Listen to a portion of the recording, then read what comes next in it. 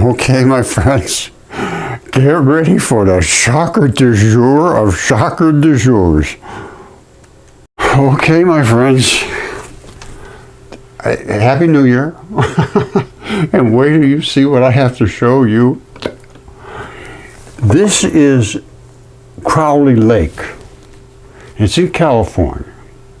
Now, there's another place in California called Mount Shasta, which is right up over in this area here. Now, if you've been with me for any length of time, you know about my claim about scorpzilla, which is the name I gave to the most giant creature that I can find on the face of the planet. Although there may be bigger ones, I'm not saying there's not bigger ones, but it's pretty damn big.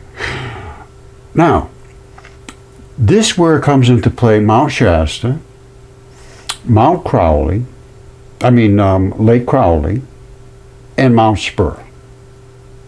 That's my name, Spur. So what is the relationship to all of these things? It's very strange because Mount Spur is up here just outside of Anchorage. And these are way down here. Well, how could that possibly be connected? That's thousands of miles away. Well, let's look into it. Now, before we get started, I just wanted to say something. If you don't find this a shocker du jour of shocker du jours, I want to know what you think would be a bigger shocker du jour. Okay, my friends. Fortunately, I have people all around the world now that are sending me things, just slaughtering me with things that they're almost all valid to some degree. Some people see a lot of things. I just don't have time to dig. But this one fell right into my lap because this was Mount Shasta, which is right outside of Crowley Lake, which is part of scorpzilla. And you know, what's scorpzilla? Well, let's look into it. But first, let's see what Crowley Lake. Why am I even mentioning Crowley Lake? Why would I do that? Well, I'll show you why. You see that? That's Crowley Lake. This is the edge of Crowley Lake. You see what you see in there? They have no explanation for this. They always throw in volcanism or some crazy thing like that. That's magma. Oh, it just settles like this. Or I heard so many crazy, absolutely insane, statements about why these things exist. I'll tell you one that's insane, but it's true. You see the reddish color here, you see the black down here. What does that mean to you? Well, I can tell you what it means to me. That was some form of a hair root. Just like this is a hair. That's a hair follicle. And that's where the shaft came out. And this is eroded down somewhere deep in there. And it still has some blood. That's where the erector pili muscle came in. That's the sebaceous gland.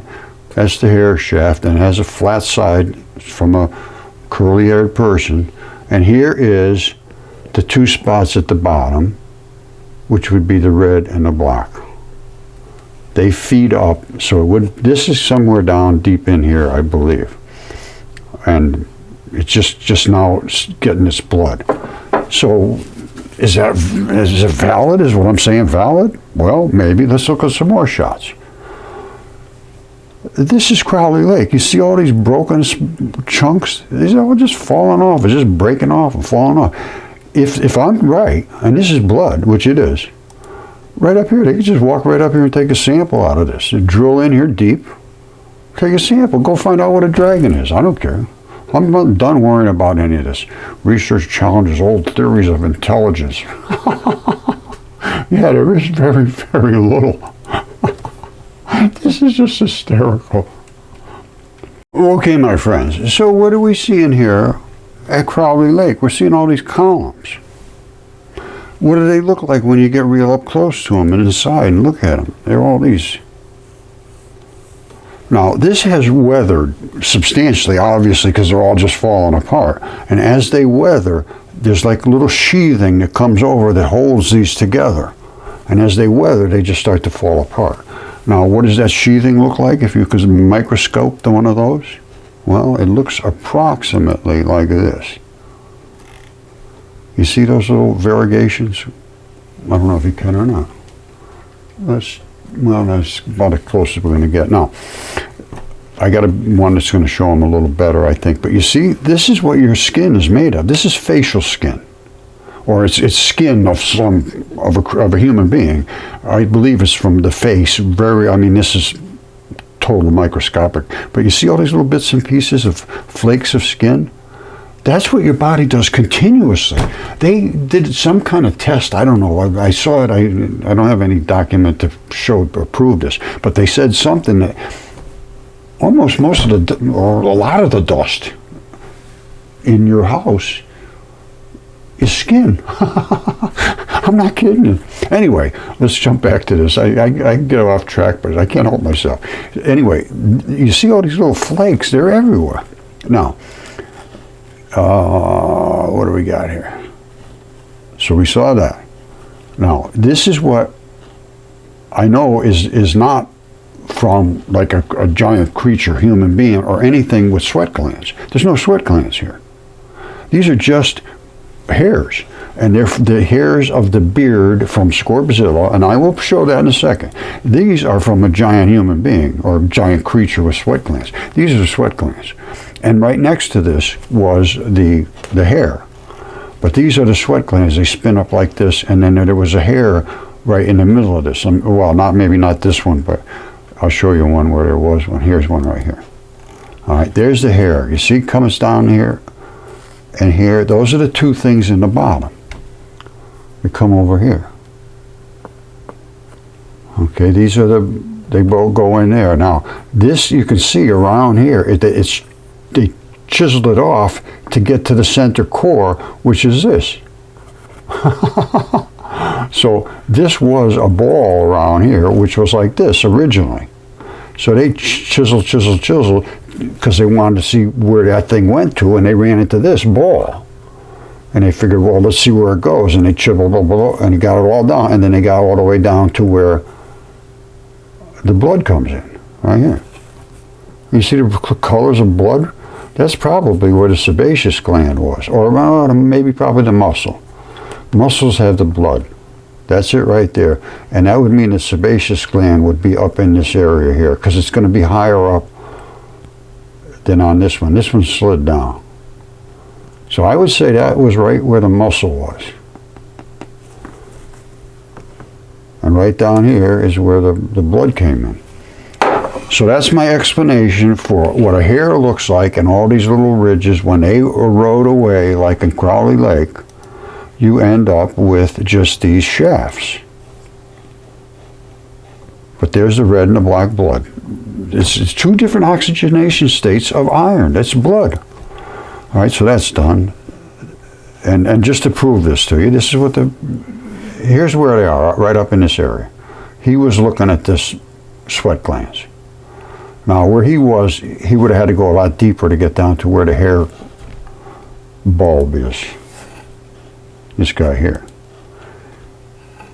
So now it's probably coming out of here somewhere was the shaft, but he would have to go way down to get to the bulb, because these little spinners are right at the top. There's a ball of them at the bottom. You see there's a ball of them down here. So he's not down here, I don't think. I think he's right up in this area, just as they spin out to the top. Could be wrong. I could be wrong about a lot of things, but without looking at it, you don't know. So anyway, after they erode away from this stuff, you end up with these little things, and they're just little wedges and they just fall apart as they're being eroded by the water at Crowley Lake. I think I've covered this. I think I have covered this. I didn't show you this, but it doesn't much matter. This is what hairs look like this, and they can get all shattered up, and this one's nice and cut.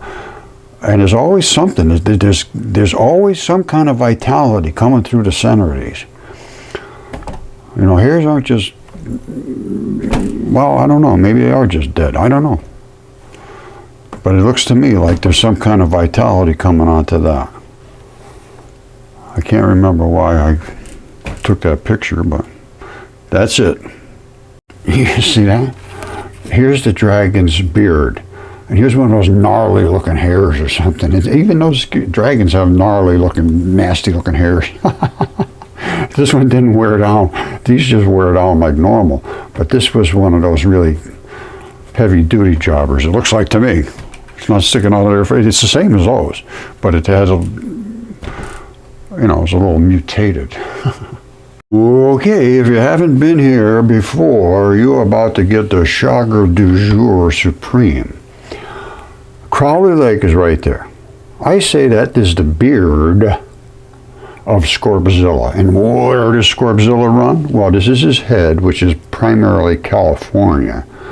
And then it comes up to his shoulder. And then it goes all the way up past Alaska, basically into Russia, I believe. This is his pincher. He said, oh, come on, Roger, you must be out of your mind. Well, what's that got to do with it? It's here. Maybe I am out of my mind, but that doesn't matter because this is what it is. That is a pincher. Take your time. Take your time. Let me dust off the screen in case there's any debris. Now, what do we have? We got a pincher. That looks like a little pincher to me. And what does it squirt now? Well, squirty stuff that pinchers squirt out from a Scorpzilla. And there it is there. But just because he was dead, he's just like... No. It comes right around like this. Now, you couldn't jab a guy because there's no room to jab him. But that's not working. It's not going to work. Roger, why are you telling us this is a jabber? He can't jab anybody. It's stuck way down in here. The guy's going to come up here, he can't jab him. Well, guess what? What if it was way back here? And he came up and he went, could that happen? Well, of course it could. And why, Roger? Well, because this pincer comes back to this pin right here. And that holds it in place. And it is retractable. And you say, oh, let's see some proof about that. And I say, oh, here's the proof. This, my friends, retracts up into this wrinkly area. And it's only wrinkly there because that went up back in here and would have stuck right about here and waiting for prey to come into here. And it would have went and jabbed them with that nasty stuff, and all that gooey, nasty stuff would have flowed into whatever creature he was trying to kill, and I think killed just about any kind of creature alive. Now, this is his tail. Scorpzilla runs the entire west coast. And you say, oh, Roger, well, I don't know what you say, but I'm going to show you why I say it is what it is. We saw his beard. Well, where would his eye be? If his nose, his whole face is right there. His eye is right there, watch. This is his eyeball. There's his beard. And here's his eyeball. And where does his eyeball go? First of all, it runs off here with a little salinity and so forth. You know how eyeballs have that little gooey stuff that runs out of them? Well, that's where it would have ran to for Scorpy. Alright, so let's come back here. Here's his head. Here's his eyeball. It runs up. That's his pupil. Now, what happens here? This is where I was looking at Mount Shasta. Because what you want to look for is abrupt transitions. Now let's look. This right here, I'm saying, is the corner of his eye where you get that little goopy stuff that runs out of your eyeball. People are living in it. It must be good. And here's his eyeball.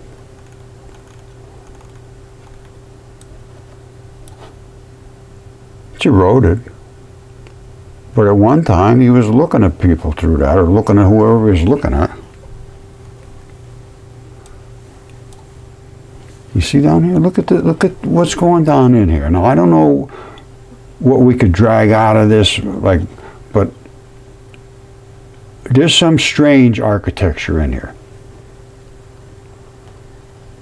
You know, it's not just a little hill. This is a guy's eyeball. And green is where there's a lot of blood. So there was a blood supply up in this area. Now let's follow this back, because the blood supply would have been here, coming down all the way down through this way. All right, follow this down, right over to Mount Shasta. Now, I want you to pay close attention to a couple things. I don't know if they're meaningful or not, but I know this one is 100% meaningful. This is an abrupt transition. You see that coming from his eyeball, right to the edge of his eyeball. And that could have been his eyelid or whatever, I don't know. This could have gone like that. I imagine he had an eyelid. Now what I want you to see where they're doing all the foresting? This is, I believe this is where they're cutting and the forest down. And you know, chunks here and there, and they let them regrow and they cut them down again, I guess. But look where the green starts down here. And look at how spotted this is in this area. Now, did they do these spots for some specific reason only in this area? Because I don't see them over here. Well, I guess you do some. But certainly not like up here. And it goes all the way around his eyeball. Look at here, over here, all over here. This is all around his eyeball. And look over here, over here, over here, over here. That's Mount Shasta. So let's follow from his eye down where I say there's going to be, first of all, there's going to be a nerve attachment to the eye. It has to have a nerve. And it also needs the blood. We saw where the blood was red here. Well, we see the green. The green means it's red. Red blood's coming out of there. And it's coming down this way here. And it's nice and green. You see it nice and green, coming down. And you got all these abrupt transitions. Something's going on here. Now, it comes out of the eyeball area and continues on this way. Down this way. Now there's some interesting things going on here. You see that? That's not your average looking hills and valleys.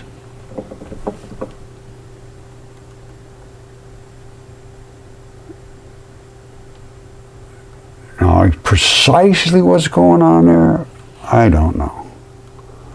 But I follow this down, and I know his eyeball was up here, and it's coming down here, it's coming down, Mount Shasta's here. Now Mount Shasta is an interesting spot. I found somewhere on here, let's see if I can find it. I think it was right, oh there it is right there. Watch this. First of all, you see how extremely green it is around here? That's where you have fertile soil, and that comes from blood. So what did I say? Look here. Look in this area here. Now look at this thing. Look at this. It's coming right out of here.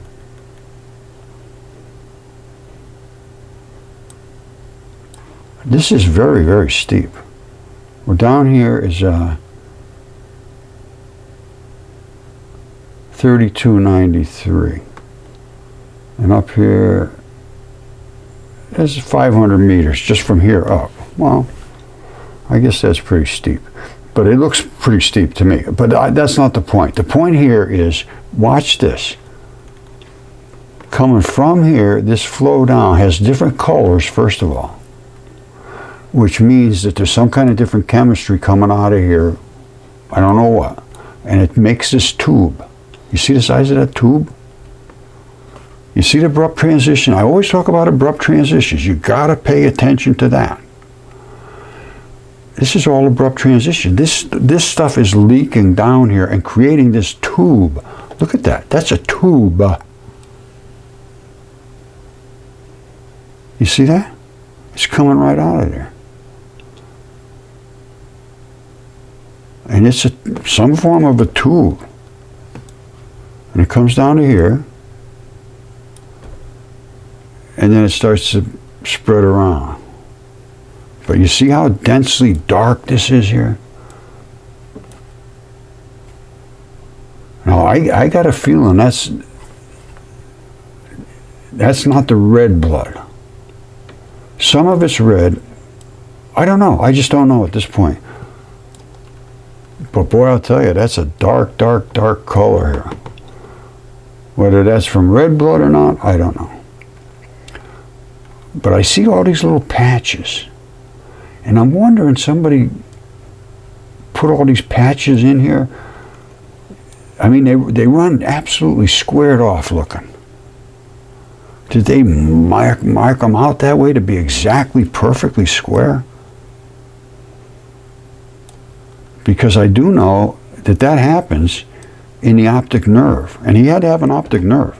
This eyeball had to be attached to an optic nerve. And it's always, well, all the ones I've ever seen are behind the eyeball, up in here somewhere, usually fairly close. Now, I don't see it specifically up in this area.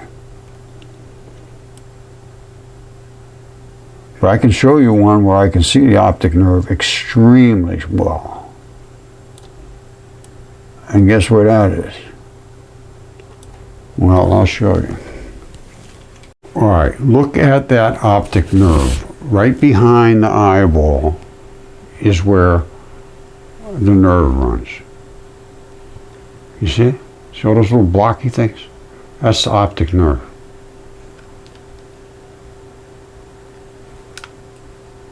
All right, so will we see those blocky things, and how close to the actual eyeball would they be? It looks like they're pretty damn close. Now, this may not be a complete, accurate description of the eye, but it shows the blockiness. That's what I want you to see back there, is the blockiness.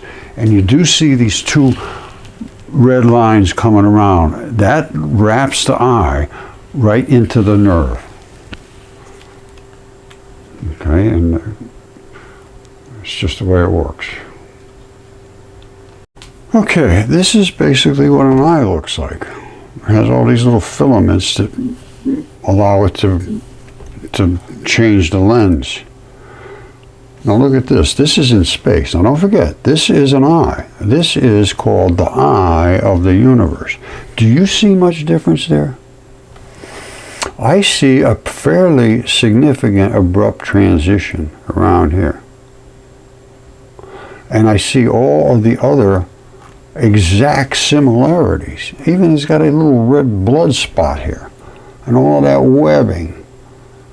That is literally identical to an eyeball. And I mean identical. I'm not saying close. I'm saying identical. Identical eye. Identical eye. Identical. Holy smokes. A lot of eyes there. Identical. And eye in opal. There's the strap that makes your eye be able to go like this. This is opal, and that's all transition metal and silicates. And the transition metals settle in to the tissues that want that particular transition metal to stabilize the particular biology that's there. So what does that tell you? Here's what it tells me. It's telling me that the eyeball is completely different, and here's that surrounding nictitating membrane in a socket that has all this coloration in here, which would be whatever is behind the eyeball that it sockets into. I'm not even sure what kind of tissue it is, but the red, the blue, the green, all of that different colors are different transition metals, and they will try to find somebody that they can attach to in this silicate saturated, salty, hot floodwaters, where everything boiled away and the silicates moved in. Basically, that's what happened. They boiled out all the gooey stuff that's in the body, the bloody tissues, basically. And then the silicates moved in and just turned it hard. It's like this piece of meat. This was like boiled, and boiled all the stuff out of it that normally would be the fluidy stuff, and in moved the silicates and locked it in. Now, in this particular case, it was an opal, so it was in where there was nothing but transition metals and blood, and they moved right in. Other places, there's almost nothing but mud, and then you get mud fossils. All right, these are opal fossils. Depends on where it happened, but it all happened primarily, well, not all of it, but most of everything, well, basically everything that I have came from the Great Flood. Triassic era, red bed, gray clay, black cap. In this case, it could have been in the same flood situation, but it just happened to be right next to a heart or a liver or a lung. And it pooled right around there and the transition metals moved in. That's what this is all about. These are the transition metals, and they leave these different colors when they attach to something. Normally, they're all in the blood, and the blood is normally pretty red. By the time it delivers all of these products, they're carrying things. They're called ligands. They attach to things, and it moves through your body, and it's red, and it's dropping all these things off that are attached. By the time it gets to your veins, it's devoid of its oxygen, and it turns black. And it gets filtered back to pick up a whole bunch more stuff. That's what the transition metals are, and that's why we have all those opals. And all the colors are made from, even like this here, these lakes. And I always say, if you see these different color lakes, you know you have different transition metals. Where do you have different transition metals? The transition metals are in the different organs. They're going to be different body parts. So it depends on the different color of the lakes, what body part you're dealing with. If you think that causally all meteorite craters have been caused by an impact, exact 90-degree angle from the surface, you better wake up and start thinking clearly. These, that's biology. Okay, you saw the eyeball looking face on and all the stuff in the lens and everything. Well, this is a side view, and coming around it, there's all these little blood vessels and things. There's a layer that comes around. Two straps come around here, you see it? And they come off of here, and that's the optical nerve and retinal blood vessels. The retinal blood vessels are here, the blue and the red. They come around the outside and they go this way. Now, this is the little squares, the little optical nerves that I showed you in that other picture from my anatomy book. But they're those little squares. You can see them, they show them. And it's the optical nerve and the blood vessels.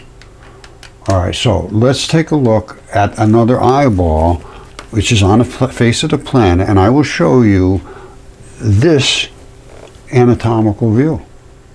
Okay, here it is right here. This is the lens area. Now look carefully, you see this? Coming around here, coming around here, coming around, all the way around, and coming back up here. So you got the two of them coming around basically the same. It's just a little overlapped here with some debris. Where they come together is where you would expect the optic nerve and the blood vessels and so forth. So let's see if we can find that. All right, I'm digging in close here so you can see. Every one of these is like a lens line. Now don't forget, this is the ones here, comes around, and these are the two feeders. Now, we're going to look for the optic nerve, and I say always look for the abrupt transitions. You see this right here? This one's coming up and feeding this side. This one's coming up and feeding this side. And what are they feeding? Well, there's an abrupt transition there. And what's in here? Why is that transitioning right here? And what is it feeding? What is down in here?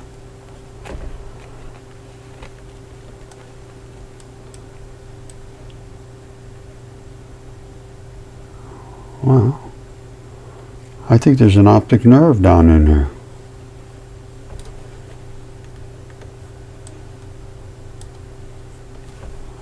Let me let it settle in and I'll find some really good spots. Okay, once again, you got to go for the details. Anytime we see red, we got some blood normally. You see this abrupt transition? Now you might think somebody mining there. No, it's not that. This is the optic nerve. And not is it only just on the surface, it goes deep. Right here we're at 567 meters. And down here we're at 532 meters.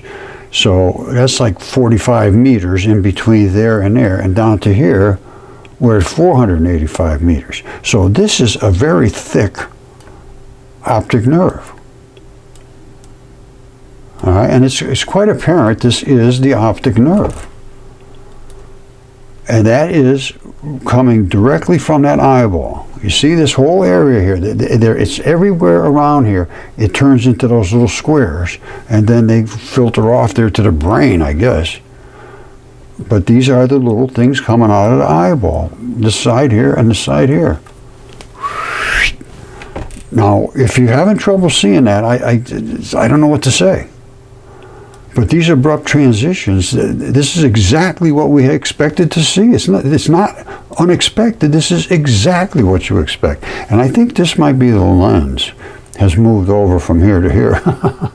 You know, the little lens that they pull out to adjust.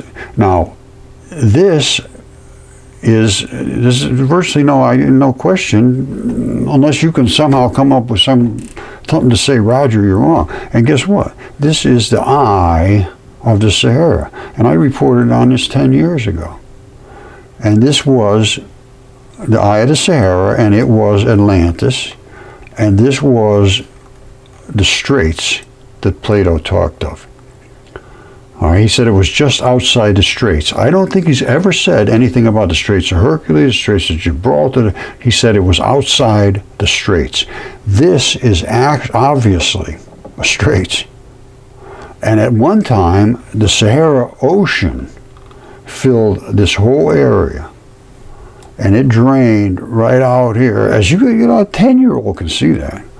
It broke through around the straits and all drained right over the top of Atlantis. Atlantis collapsed. That's what Plato said. He said it collapsed in one day and one night. It collapsed and the whole ocean overran it and ran out over the top of it and carried all this stuff out into the ocean. Right here, you can see it. I mean, this is a 5-year-old can tell what happened here. You say, what do you play with mud? What happens? Well, it runs out like that, Daddy. Yep, you did it. Now, where would it go? Well, guess what? It created the Cape Verde Islands. It piled up here, so piled up that it just went around the edges.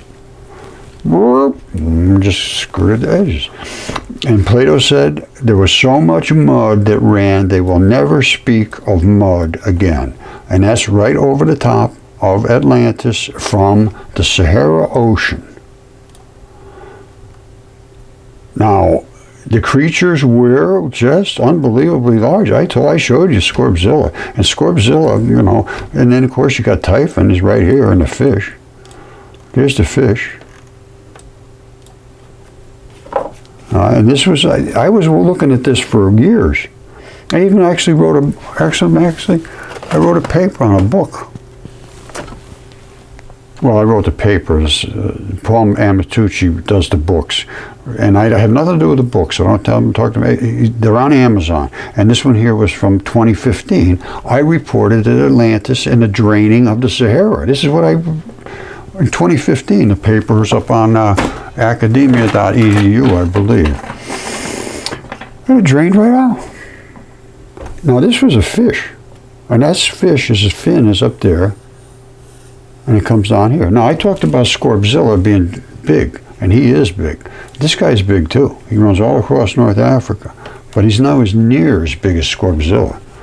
And here he is attacking a fish. Now, he had beards, too. Now, his beards are where the poison comes out.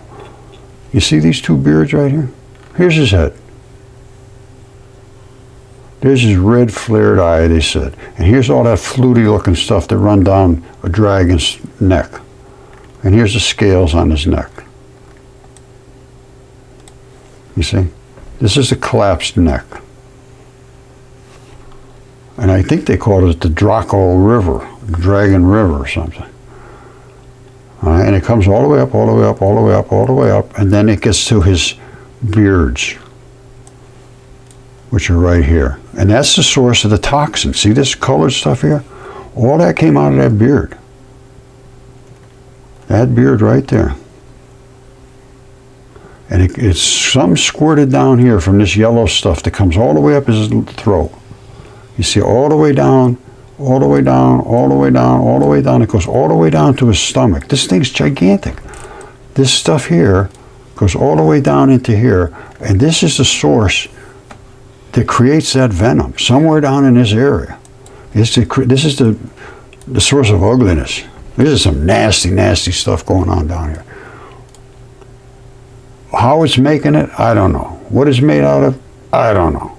But it's nasty. That I do know. And it comes out of here and flows right up that thing. Look at this. This is some unbelievable biology.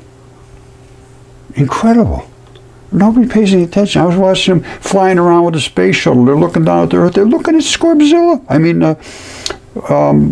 Typhon. You know, oh boy, we're looking. Have a nice day. No idea what they're looking at. And there's that yellow, nasty, nasty, nasty stuff. All the way up to his head, all the way up to his throat, and it shoots down right here. Right down. See it?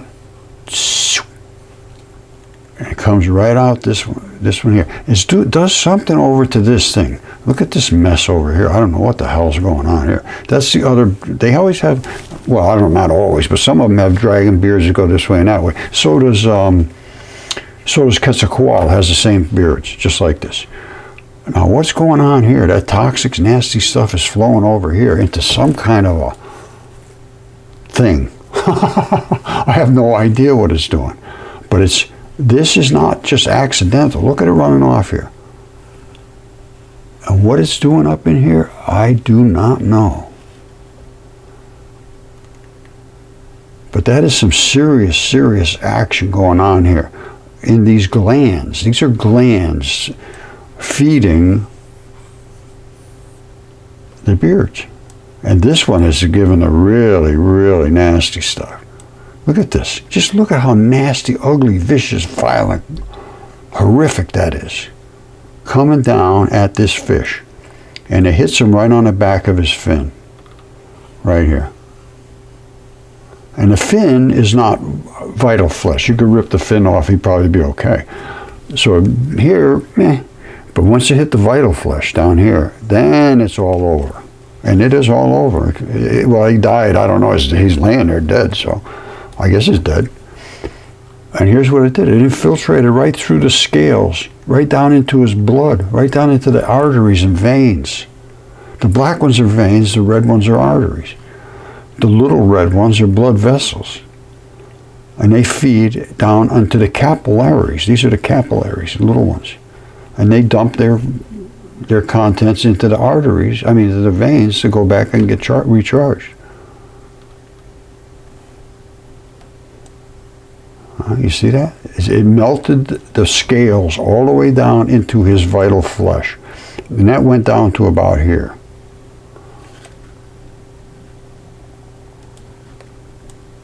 See, nothing attacked him down here. He says, this is basically the color of this fleshy part of this fish.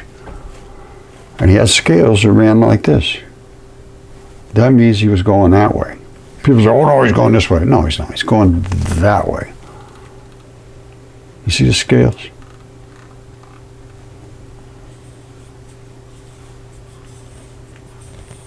Goes this way. If he was, the scales, he's going this direction. Otherwise, the scales would pop open. If he was going that way, they'd pop open this way. He's going this way, and they slide across. That's how scales work.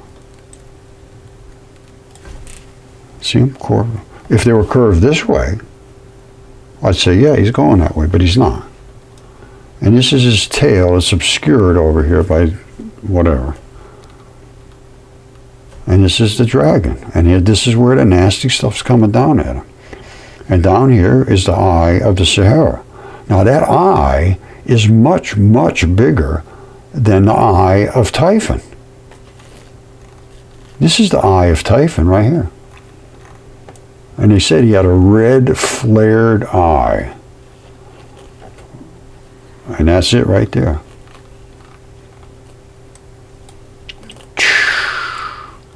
And he said fire flashed from his eyes. And that's a flashing red eye.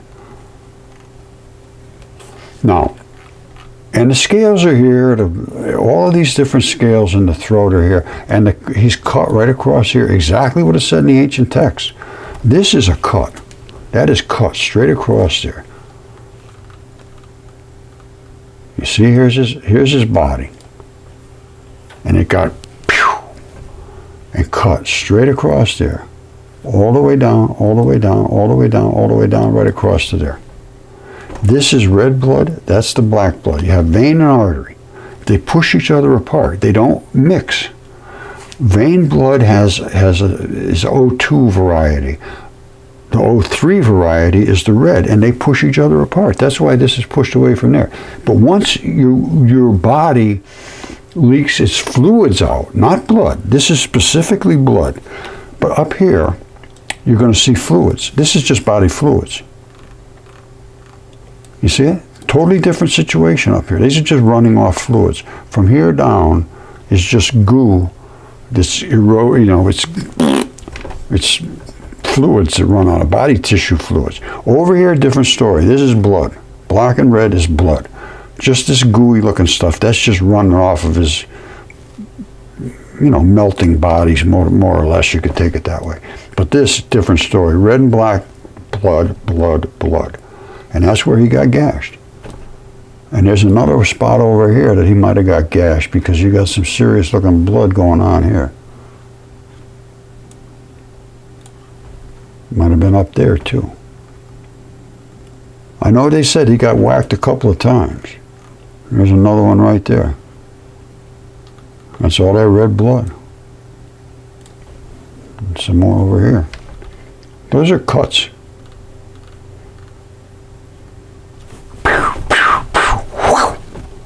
See you later, alligator.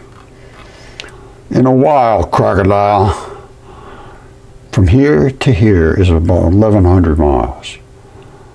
You say, oh, that's impossible. Impossible. Well, I would say yes, but not, I can't deny it's here. You can't either. It is there, and that is the end of that story. And it was written in the ancient text in Apollodorus. They said Typhon attacked the gods, and the gods who could morph turned themselves into animals, and Ares turned into a fish. And Pan, in one of the other texts, said that Typhon was lured to his death by a banquet of fish. I'm not kidding you. And it also says that the feared god Jupiter attacked him with his great and mighty sword, which is the lightning bolts, the Aegis holder. Dead. Have a nice day. And I'm telling you, I saw the astronauts up in space going over this, looking down at this, and even they drilled down on it. They couldn't see it. Let me show you. This is hilarious. All right, this is really cool. This goes back to 1996. Now, I was looking at this from this is the STS-75 flight, day 9. They're up in space, and they're talking to ground control.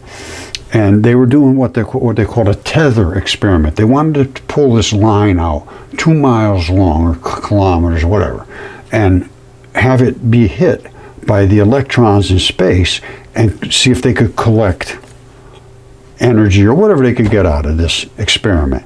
And it snapped. Now, here they're talking to ground control. Now, listen. Kind of flies with us, and hold on one second. Because he's talking about the space debris. It doesn't fly with them. Well, it does to a degree, but it's everywhere. You see these little holes? They have holes in the center, all of them. And this is what this is part of my research, is the light. I mean, it's a big part. Now listen, I'm going to go back to where he's talking about being up here in space. Describe what you're seeing. Well, the long line is a tether. and there's a little bit of debris that kind of flies with us, and it's illuminated by the sun at such low angles. So there's a lot of... Did you hear what he said? It's illuminated by the sun at such great angles. They're in the dark, and they're looking off into the light, and they're illuminated. In a minute, they're going to come out of the dark, and they won't see them anymore. So here we go. The same thing happened to John Glenn. It was just ice crystals. It was just his urine. He was pissing out of the back of the space capsule. But he's seeing it up in front of him. It's amazing they can miss everything. Here goes. Stray light, and it's getting washed out quickly, but Claude is trying to do a quick, good job here adjusting the cameras. Now, look at him pulsating, and look at the little hook in them. And I want to go into this deep. The next video is going to be about this, about the dipole electron flood theory, because this, I think I can almost prove what I'm saying about the interaction between space and our upper atmosphere. So here goes. Copy that.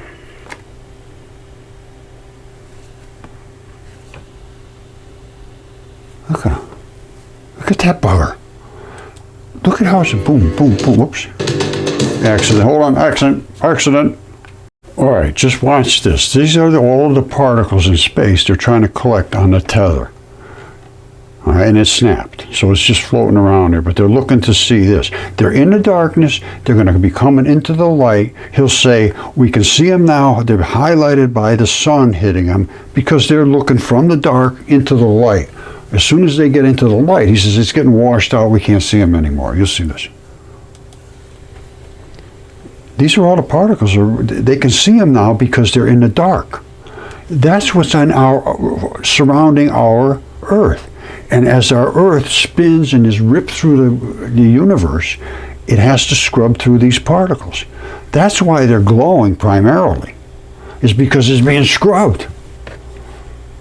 They might be being hit by light too, yes, but primarily it's the atmosphere. Franklin, we see a long line, a couple of star-like things, and a lot of things swimming in the foreground. Can you describe what you're seeing?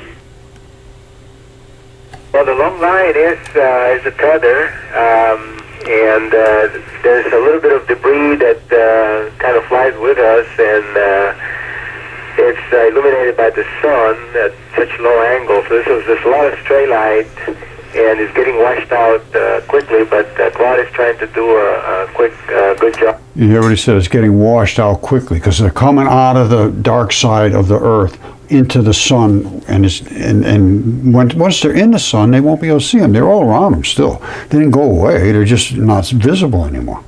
Oh, yeah, adjusting the cameras. Copy that. They all seem to have a little cut in them, or most of them anyway, and a dark hole in the center.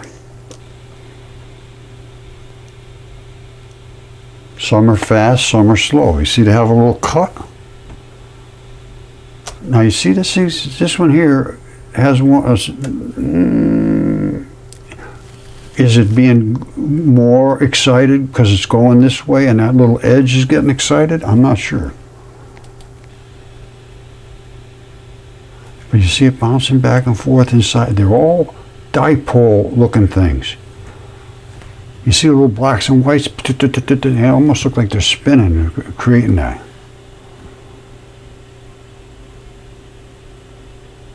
And that tether was supposed to be 2 miles or 2 kilometers long at one point, and they were hoping to be able to collect data on all these particles. Houston, Columbia, I was using both the 20 power binoculars and the 400 millimeter Nikon lens under the body bag, and it only just disappeared in the glare of the sun about 30 seconds ago. The tether... It came into the sun. They came into the sunlight and it disappeared. They won't be able to see it anymore. It looked completely straight. I did not see any bright spots along the tether except at the very bottom where there was a bright spot which was unresolvable. the bright spot at the bottom is because the energy is trying to get pulled towards the Earth and is pulling it out of that tether. For me. Okay, sorry, I had a little interruption there. He's saying they came into the sunlight about 30 seconds ago, and the tether was completely straight, but there was a very bright spot at the bottom. Listen to what he says. Great. I did not see any bright spots along the tether except at the very bottom, where there was a bright spot which was unresolvable for me. All right, so he saw a bright spot and he couldn't figure out why is there a bright spot there. Well, let's see if we can figure it out. Okay, he's saying the tether looked completely straight, but coming down, there was an extremely bright spot, apparently at the bottom. This is what I'm taking from it. I could be wrong, but I don't think so. He said he couldn't figure out why there was such a bright spot. Well, that tether itself is charging up like a electric circuit, and the energy that's going into it wants to get to Earth, so it's shooting out the bottom towards Earth, coming down this way. And that's what he's seeing now, because he can't see anymore. He's outside the sun. I mean, he's outside the darkness into the sunlight. So the last thing he saw was this.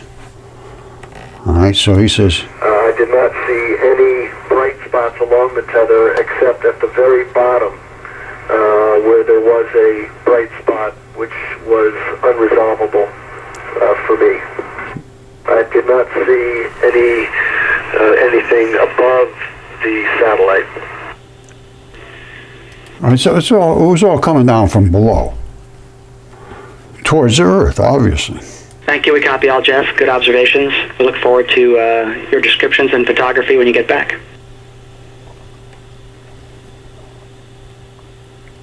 Now they're going to show inside and so forth. Now check this out. So here they are up above the Earth. They're coming around. They're talking. Yeah, look at this. Look at that. Listen, watch this. They're going over the top of Typhon and the fish. All right, they don't see it yet, but we'll be seeing it in a second. And then they did go right down inside and they look at some stuff that they obviously don't know what they're looking at, but they're looking down from here, and for some reason they never saw Typhon or the fish. I mean, nobody's going to expect to see those kind of things. But if they're there, you know, you should see it. Now we're coming into that area, I believe, soon. But they're all going, wow, look at this, look at that. Oops. Okay, check this out.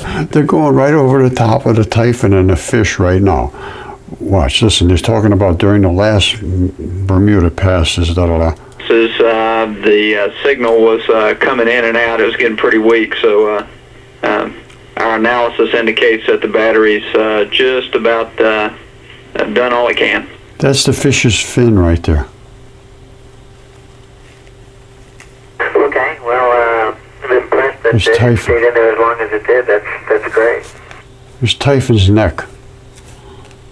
Yeah, it's pretty impressive little spacecraft. We were kind of tickled to be able to get so much data out of it out there flying along. Watch this, they're going to dig down into the... And it's a pretty bright object. We've had some good viewings of it up here in the last evening. Well, we're gleefully rubbing our hands together, anticipating getting some sightings over Houston. You see this? You see that? You see that? You see this? You see that? You think that's a normal pattern of just sand dunes? I'll show you this in a second, and you'll be very surprised. Look at this. That's great.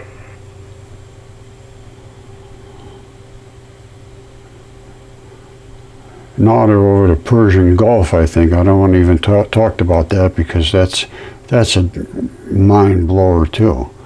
And then they're up doing some experiments which I was looking at, I'd love to look into what they do. And they're injecting, I think, some, well, hold on. Turning on my mark. They're going to hit it with a bunch of electricity, I think. And we're ready on Maurizio. Now watch, this is going very slow. 44. 3, 2, 1, mark. Now, what they're doing, I'm not sure. I think they're putting a voltage across there and blowing that wire up, similar to what they did with their tether. Now, if this is pointed down towards the Earth, which it looks like it is to me, because everything's sort of moving that direction, that's where that little glow would have come from. You see? And now it's just exploded. The Russians did some fabulous stuff in space too, and I'm going to be going through that one. That was the plasma in space. And I showed you all those little things. Hold on, where's the plasma? Here it is.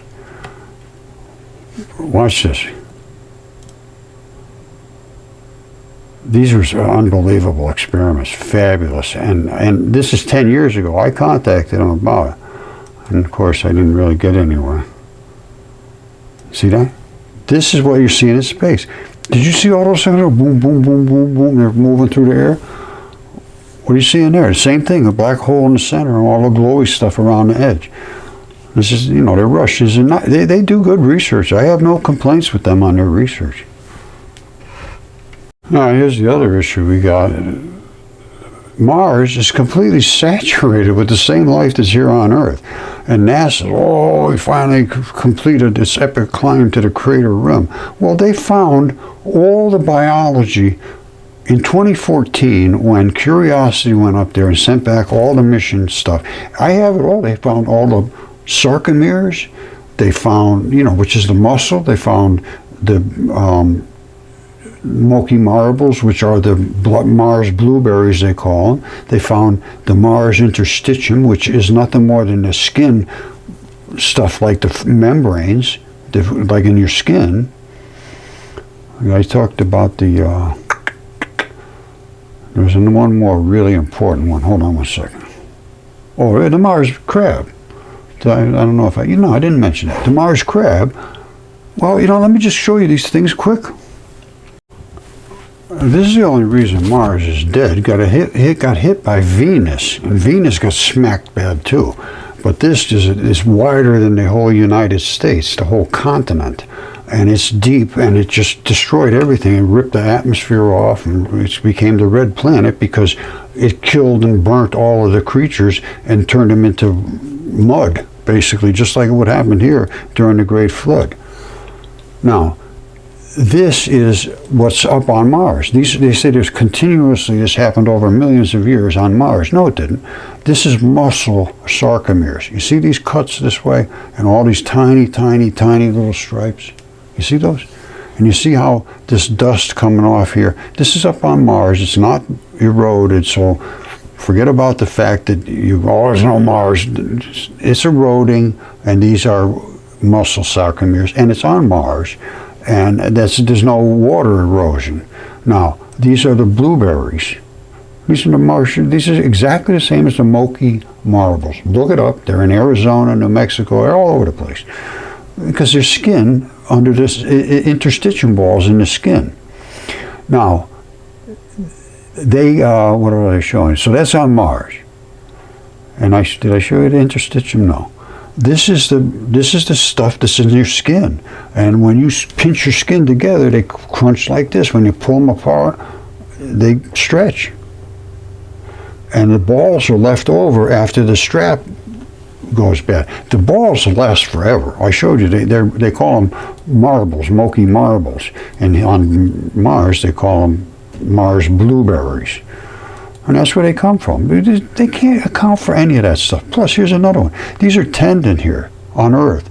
And where you see the wrinkly stuff is where a tendon snapped and it's under tension. It goes boing, and sometimes they'll get real wrinkly. If you look at the top of Devil's Tower. You see it's a big wrinkle zone right up the top.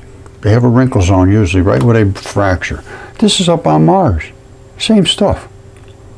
All these eroded things, the same stuff. It's eroded blocks. And then, of course, the dust just came down because it's all just dust. So that's up on Mars. Now, check this out. This is asteroid benu. And I'm going to tell you right now, just look, take your time. Take your time and look at this. That's benu. That's a heart. And that's another meteorite, which is called Psyche. Well, as I showed you before, your blood is completely saturated with metals. That's what's in blood, is metals, those transition metals. I showed you that. And when they melt, it's called smelting, and they turn, when blood literally melts, I mean, burns off all the cheap stuff, you end up with the metals. All the cheap stuff goes away, all this stuff that's combustible. The metals remain as a smelt.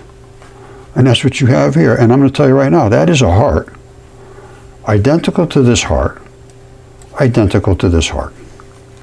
Now, they went up to Benu and picked up a sample on here and brought it back to Earth. And I'll show you the sample, and it is muscle from a heart. Not just dust, it's muscle fibers and membranes. All right, you hear, listen to me? It's muscle, a chunk of muscle. They thought they were just going to get some dust, and it sunk way deep in. They grabbed a chunk of muscle and brought that back. Now this is what a heart looks like, and this is where it breaks off here. And you're right into the valves. The valves. And this is just gooey stuff. That literally falls off.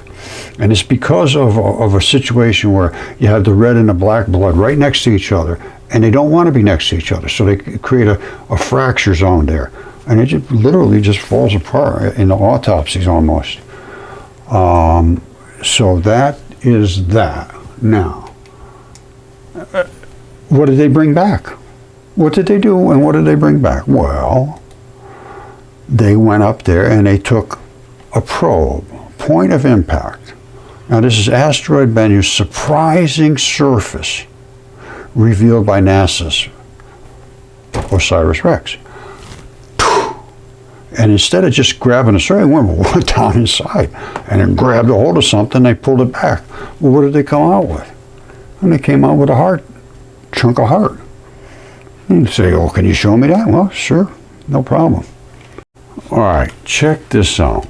This is the huge dragon, is a huge, gigantic dragon's eye.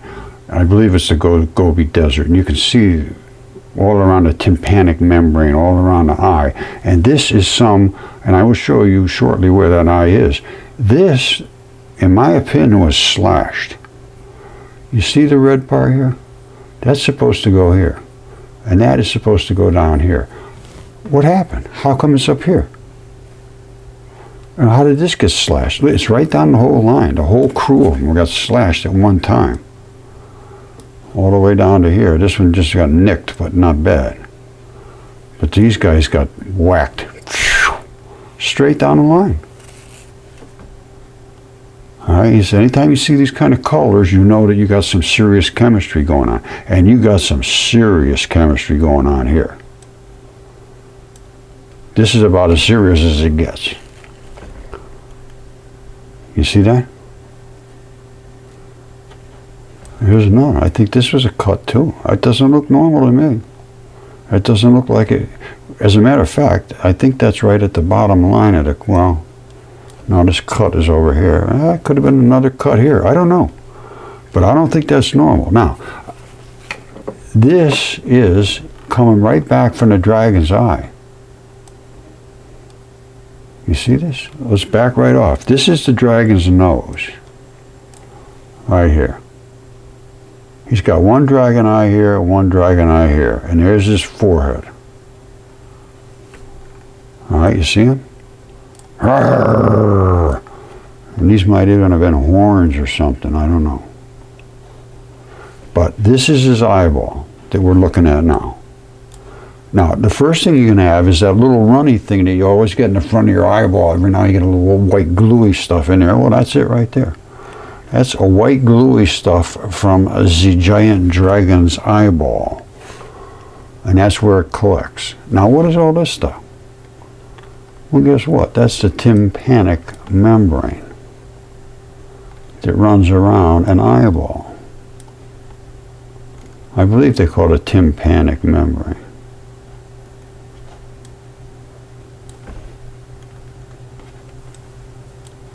There's certainly an abrupt transition there. No question about that. And this is the edge of his eye. And this is the center of his eye, which now is Zigobi Desert. Now, where would the optic nerve be? Well, I've always found them back in here somewhere. And you see this coming back here and laying over this side? See it coming back and they're filtering down here? Maybe it's up there. Maybe it's over here. Let's take a look. They're going to be blocks, little blocks that indicate that's the optic nerve. That's how it's made. It's blocky. Okay, I'm sorry, my friends. I call it a tympanic membrane. That's your eardrum. This is the nictitating. It's the nictitating membrane, which surrounds the eyeball, and that's what we're seeing in the gigantic dragon in the desert. Okay, this. As far as I'm concerned, this certainly well could be the optic nerve with all those little blocks. Now, I'm going to come back out of here. This is the particular area right after the eyeball. This whole area is loaded with that stuff. Okay, and this is exactly where it should be, right after the eyeball. Right up in this area is the optic nerve. And it transitions these down through, I believe this is the nervous system that the tympanic, the optic nerve feeds. You see this? Look at all these little squares. Now, they might have done that. I can't say they didn't, but I find that interesting. And I see all of these abrupt transitions. Abrupt transitions don't just occur there for nothing. This, to me, it looks like it could very well be what I'm talking about, the optic nerve. Now, so it flows past this, through these structures here.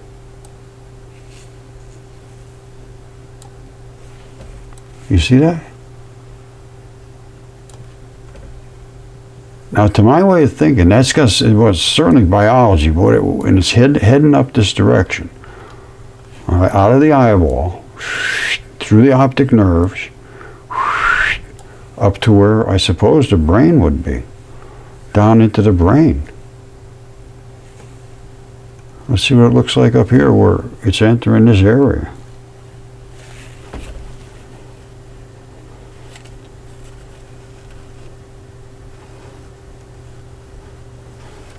That's some pretty serious biology. This is not just accidental looking hills and valleys.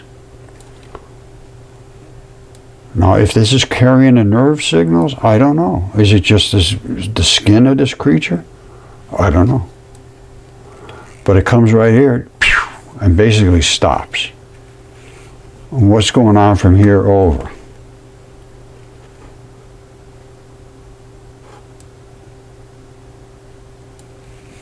What's going on here? This is kind of interesting looking. Yikes.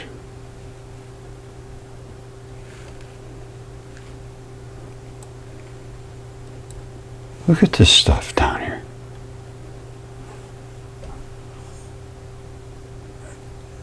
I don't know, that's kind of amazing to me. I mean, these are all people living here, and these are where they're growing things. And look at this. They didn't put this in there. This is here from some, I don't know what. It's all biology, I can tell you that. This is not just an accident of nature that just happened to be here. It happens to be here because there was a creature that was living inside of this earth. And then it trails back off. You want to see another one? I'll show you another one, and it's going to blow your mind on this one too. Hold on. Okay, my friends, I decided to do it the other way around. I said I would show you one that's very easy to see. Well, there is one here that's very easy to see, and guess where this is? This is, I believe, the optic nerve area coming back from Typhon's eye. That's Typhon's eye right there. All those little lines I just showed you, I believe, are the optic nerve. And we know the optic nerve I showed you right here from Atlantis, which is so obviously an eyeball you can't possibly miss it. And where the optic nerve comes up right here. I mean, this is so obvious. Those two filter up and they make their attachment right there. And all of those little blocks are right up in this area, like I just showed you over at oh boy, I can't remember his name now, Typhon. This is the same kind of stuff. This is the optic nerve. You see it here? And I just showed you up on Typhon. Same thing, coming back from the eye. Wherever there's an eyeball, if it works, there's going to be an optic nerve. And this one did work at one time. And so did Typhon's, and so did the gigantic dragon in the desert. And I'm sure up in Scorpzilla, it's up in there too. Anyway, Happy New Year. Thank you. I love you all. Bye.